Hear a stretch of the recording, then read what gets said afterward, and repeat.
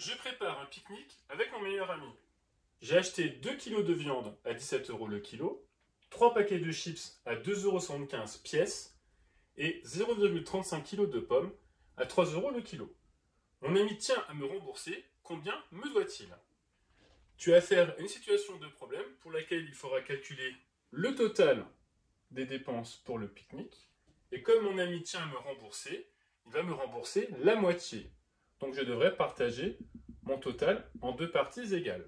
Donc tu as le plan pour résoudre ce problème, calculer le total des dépenses pour le pique-nique et partager en deux parts égales. Que savons-nous d'autre? La viande. J'ai acheté 2 kg de viande à 17 € le kilo. Donc j'ai 1 kg à 17 € et le deuxième kilo à 17 €. Donc je peux remplacer la viande par 17 € fois 2. Alors je l'écris quand même, mais nous allons faire cette opération de tête. Donc 17 fois 2, 34. Donc j'ai dépensé 34 € pour mes 2 kilos de viande. Pour les chips, deuxième partie, j'ai acheté 3 paquets de chips à 2,75 € pièce. Le mot pièce me dit que c'est un seul paquet de chips qui coûte 2,75 €. Donc comme j'en ai 3, eh bien je ferai 2,75 € fois 3. 2,75 € fois 3.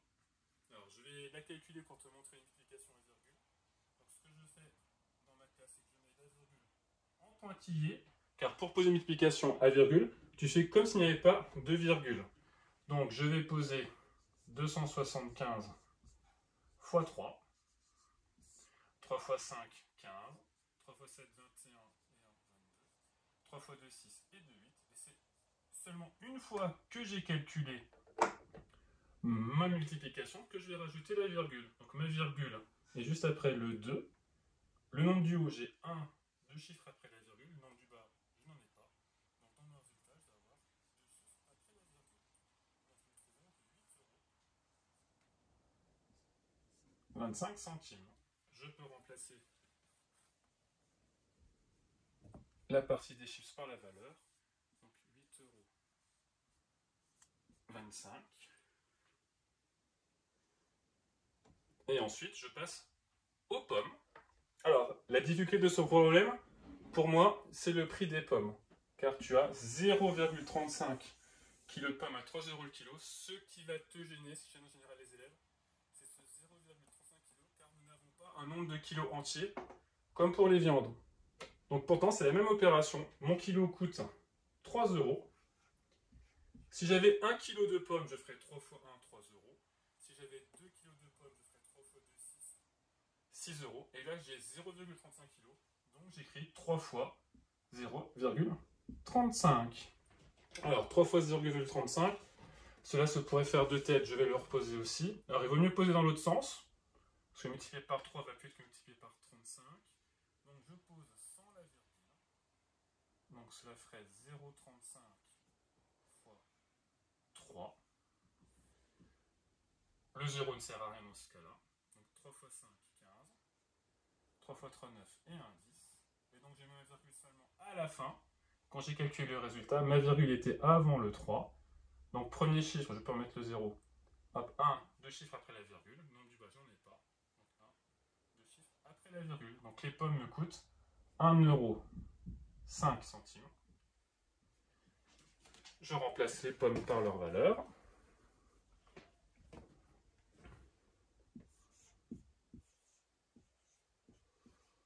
Donc maintenant tu le sais, je connais les trois parties. Pour calculer le total, j'ajoute tout simplement mes trois parties. Donc là, j'ai été vigilant. J'ai déjà posé mon opération en alignant bien les virgules, la partie décimale, la partie entière. 34 €, c'est comme si tu avais 34 € 0 centimes. J'ai bien anticipé mon addition. Donc je calcule 5 et 5, 10, 2 et 1, 3, donc ça me fait 30 centimes.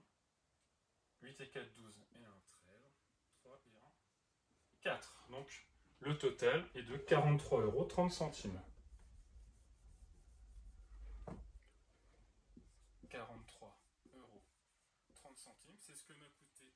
tout le pique-nique, mais comme mon ami veut me rembourser, eh bien c'est ce que je vais partager en deux.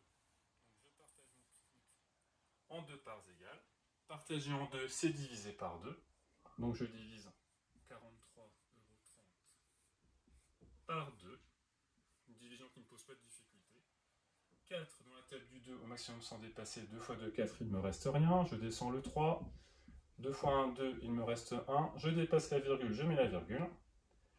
Hop, je descends le 3, 13. C'est 6 fois 2, 12, il me reste 1. Je descends le dernier 0. 10, hop, petit peu de place. 5 fois 2, 10. Il ne me reste plus rien. Ma division est finie. Donc, si je partage le total en 2, je trouverai 21,65 € que je paye et 21,65 € que paye mon ami. Les deux parts, ça fait 43,30 €. Donc je réponds à la question pour vérifier que j'ai bien compris le problème. Mon ami tient à me rembourser, combien me doit-il?